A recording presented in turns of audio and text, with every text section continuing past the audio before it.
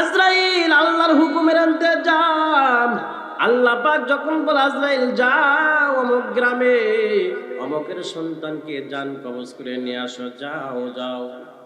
এই যুবক ভাইরা, যখন আমরা সিরাজগঞ্জের দিকে রওনা হয়ে গেলাম, এই তো টাঙ্গাইলে করটিয়ার আগে এক হাই রোডের রাস্তার মধ্যে আমরা যেই বাসে যাইতেছিলাম, এই বাসে একটা অ্যাক্সিডেন্ট দুর্ঘটনা দেখলাম, বাস্তব চোখে দেখলাম রে যুবক। কি দেখলাম? হঠাৎ করে একটা আওয়াজ, বিকট আওয়াজ শোনা গেল। গাড়ির ড্রাইভার গাড়ি ব্রেক করলো। নিচে নামলাম, নাইমা দেখি ডেড বডিটা এক জায়গায়, কল্লাটা আর এক জায়গায় রে যুবক ভাই। হঠাৎ করে গাড়ির সামনে আর একজন মোটর সাইকেল ব্রেক করিয়া দুইজন যুবক নামলো। নামার পরে বলতেছে কি করলেন, কি হইল, গাড়ির থেকে নামেন। হঠাৎ করে অন্য অন্য গাড়ির ড্রাইভাররা বলতেছে ভাই গাড়ি নিয়ে চলিয়া যান, চলিয়া যান। কেন? লাশ তো হয়ে গেছে, অ্যাক্সিডেন্ট তো হয়েই গেছে, ডেড বডি এক জায়গায়, কাল্লাটা আর এক জায়গায়। হঠাৎ করে এই যুবক দুইটা মোটর সাইকেল লইয়া পিছন দিকে রওনা করেছে। সাথে নাই, বন্ধু নাই, বন্ধু অ্যাক্সিডেন্ট হয়ে গেছে। এই গাড়িটা বাস গাড়ির আগে যখন আসলো, হঠাৎ করে ব্রেক যখন করেছে, করার পরে আগের গাড়িটা বাঁচাইতে যাইয়া পিছনে এই যুবকের মোটর সাইকেলটা সামনের চাকায় পড়িয়া একদম মোটর সাইকেল ভেঙ্গে চূর্ণ বিচ্ছিন্ন হইয়া গেল। যাওয়ার পরে এই যুবকটাও ইন্তেকাল করলেন, মারা গেলেন। এর যুবক ভাই, ওই দিন কি যুবকটা জানতে পেরেছিল কি আজকে আমার জীবনের শেষ, আমার জীবন শেষ হয়ে যাবে, আমার বাপ মায়ের কলজায় আঘাত লাগবে, আমার বাপ মাও কষ্ট পেয়েছে, আমার বাপ মাও কষ্ট করে আমাকে লালন পালন করেছে, আজকে আমি গাড়ির নিচে পড়ে ইন্তেকাল করব, এটা কি যুবক জানতো? না না, জানলে হয়তো যুবক কখনো মোটর সাইকেল নিয়ে আসতো না। কিন্তু যুবকের শেষ শেষ জীবনটা শেষ, বাপ মায়ের কোল খালি, বাপ মায়ের কোল খালি। আহারে কোন দিন আমারও আপনার এই দেহুর ভিতর থেকে রহুটা চলিয়া যাবে, কোন দিন যেন মসজিদের মাইক দেলান হয়ে যাবে, অমুকের ছেলে অমুক নাই নাই, কয়টার সময় জানাজা সেটাও বলে দিবে। কিন্তু যুবক ভাই, তাম পৃথিবী, তাম বাংলাদেশে যতগুলি মানুষ এই পৃথিবীতে আসছে, আসার কিন্তু একটা সিরিয়াল, যাওয়ার কিন্তু সিরিয়াল নাই, সিরিয়াল নাই।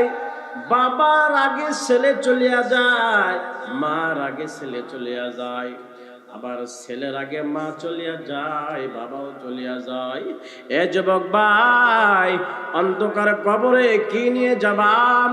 ওই কবর সাপ বিচ্ছুর ঘর, সাপ বিচ্ছুর ঘর। ওই কবরে কেমনে থাকবা? জাহান্নামের ঘর। যে কবরটার মধ্যে ডাইনেও মাটি, বামেও মাটি, সামনেও মাটি, পিছনেও মাটি, নিচেও মাটি, খেতাও নাই, বালিশও নাই, বাবা মাও কেউ নাই, বাবা মাও যাবে না তোমার সাথে, ছেলে মেয়েও যাবে না তোমার সাথে, যাবে শুধু নেক আমল, যাবে শুধু আমল, ইমান আকীদা যাবে। ইমান আমল আকীদা যদি ভালো থাকে, তোমার কবরটা জান্নাতের বাগান হইয়া যাবে। আর যদি তোমার ইমান আকীদা সঠিক না থাকে, ভালো না থাকে, তাহলে তোমার কবরটা জাহান্নামের ঘর বানায়া দিবে আল্লাহ। এবং তোমার কবরের মধ্যে 99টি সাপ আসিয়া এমন ভাবে ধরবে রে যুবক ভাই, এমন ভাবে ধরবে তোমারে, কামড়াবে কামড়াবে, তুমি চিৎকার দিবা আমার কামড়ায়ও না, আমারে কামড়ায়ও না। এই কবরের মধ্যে চিৎকার মারলে কেউ তোমরা দেখবে না, কেউ তোমরা দেখতেও যাবে না রে যুবক ভাই। তোদের দুটা হাতে ধরি, পায়ে ধরি বলিয়া যায়, আল্লাহ রাসূলের প্রতি ঈমান আনো, আল্লাহকে ভয় করো, নবীর মহব্বত দিলে ধারণ করো, নবীর ভালোবাসা তোমার দিলের মধ্যে উঠাও, নবীর প্রেম মহব্বত ভালোবাসায় নিয়ে কবরে যাও, কবরটা জান্নাতের বাগান হয়ে যাবে। নবীর প্রেম নাই, আল্লাহর প্রেম নাই, নবীর ভালোবাসা নাই, আল্লাহর ভালোবাসা নাই। নবীকে যদি মহব্বত করতে চাও তাহলে নবীর প্রেমে মশগুল হয়ে যাও, নবীর প্রতি বেশি বেশি করে দুরূদ সালাম পাঠাও। আমার নবী সোনার মদিনায় শুয়ে শুয়ে উম্মতের মায়ায়, যখন নবীজি উম্মতের মায়ায় সোনার মদিনায় কান্দে, রাব্বি হাবুলি উম্মতি উম্মতি বলিয়া কিয়ামত পর্যন্ত কাঁদবেন উম্মতের জন্য দেওয়ানা। ও উম্মতেরা তোমরা নবীর জন্য দেওয়ানা হয়ে যাও, নবীর পাগল হয়ে যাও, নবীর ভালোবাসা ধারণ করো। নবী তোমাকে জান্নাতের মধ্যে তোমাকে নিয়ে যাবেন, নবী সুপারিশ করবে তোমাকে জান্নাতে নিয়ে যাবেন। জান্নাত কেমন জায়গা, যে জায়গায় সুখ শান্তির শেষ নাই। আর জাহান্নাম কবরে আযাব, জাহান্নামের আযাব বড় কঠিন কঠিন কঠিন। বলে কেমন কঠিন? ওই জাহান্নাম এমন কঠিন যেই জাহান্নামের মধ্যে তোমার শাস্তি দেওয়া হবে, জাক্কুম গাছ তোমার খাওয়ানো হবে, ওই জাহান্নামে রক্ত পুষ তোমার খাওয়ানো হবে। যখন পানি পানি বলে চিৎকার করবার যুবক, পানি তোমাকে দেওয়া হবে না। যখন তুমি পানি পানি করে চিৎকার করবা তখন তোমাকে জাহান্নামের পচা রক্ত পুষগুলি তোমাকে দেওয়া হবে। আর তুমি জাহান্নামের ওই পচা রক্তগুলি খাইবার বলবা, মালিক আমি আমার একটু পানি দাও পানি দাও, এই কথা বলবা আর চিৎকার মারবা, মালিক আমার একটু বাঁচাও, আমার আর একবার দুনিয়াতে দাও, আমি তোমার গুণগান গাইব, আমি তোমার ইবাদত করি আবার আসব। আল্লাহ এত কঠিন শাস্তি আর দিও না, এত কঠিন শাস্তি আমার দিও না, কঠিন শাস্তি থেকে তুমি আমাকে একটু হেফাজত করো আল্লাহ। আল্লাহ বলবে, কিরে বান্দা, দুনিয়াতে দিয়েছিলাম, নামাজ পড়স নাই, রোজা রাখস নাই, হজ যাকাত করস নাই, জেনা বিবেচার ছাড়স নাই, এই বান্দা নামাজ পড়তিস, রোজা রাখতিস, আমি আল্লাহ তোমারে মাফ করিয়া দিতাম। জিকির আজকার করবা, কুরআন তেলাওয়াত করবা, আল্লাহর মহব্বত করবা, আল্লাহ তোমার মাফ করিয়া দিবে। ইমানদার হইয়া কবরে যাও, কবরটা জান্নাতের বাগান হইয়া যাবে। বেঈমান হয়ে কবরে গেলে কবরটা জাহান্নামের ঘর হইয়া যাবে।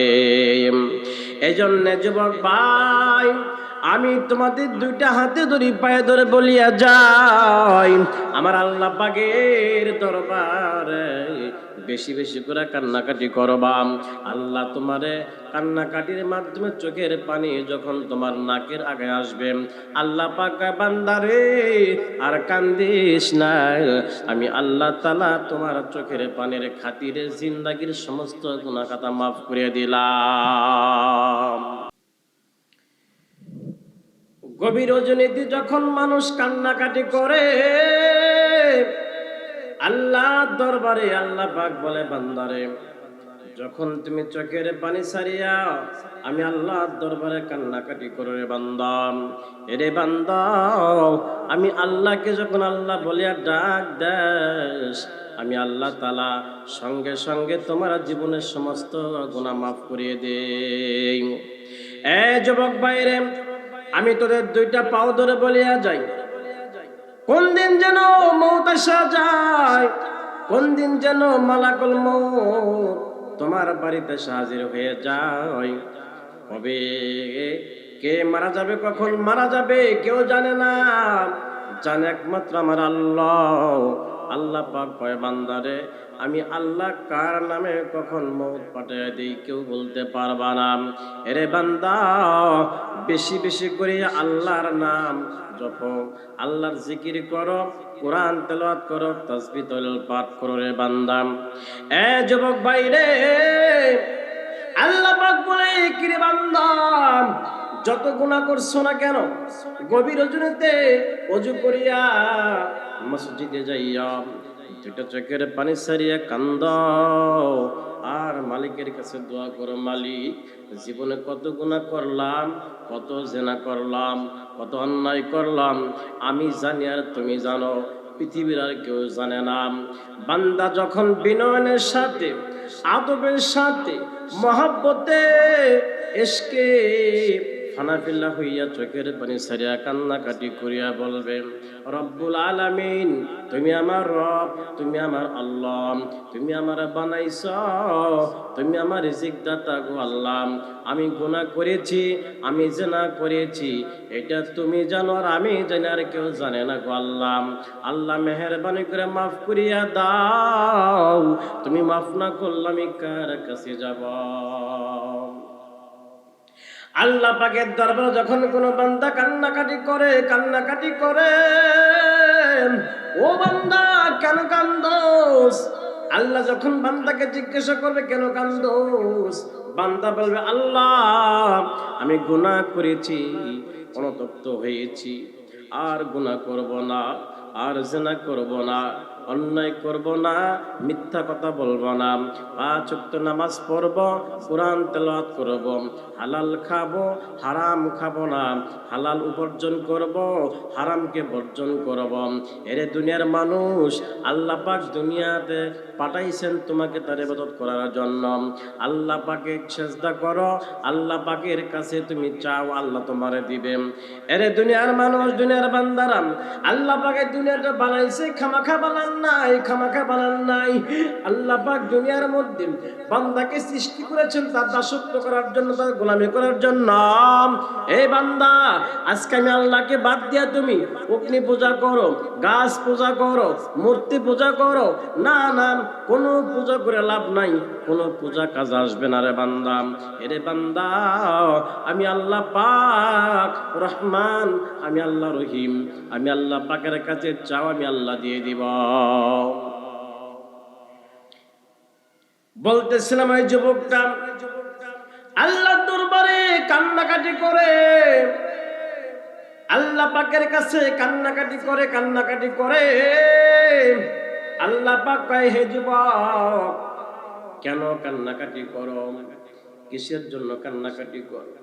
যুবকটা বলতেছেন, প্রভু গো, আমি এই জন্য কান্নাকাটি করি, আমি তো গুনাহ করেছি, আমি তো অন্যায় করেছি, জিনা করেছি, আমি তোমার কাছে মাফ চাই গো মালিক, তুমি মাফ করিয়া দাও।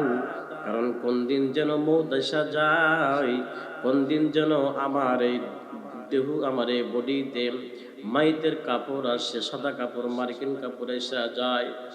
এ যুবক, আসার গ্যারান্টি আছে, আসার কিন্তু একটা সিরিয়াল আছে, যাওয়ার কিন্তু সিরিয়াল নাই।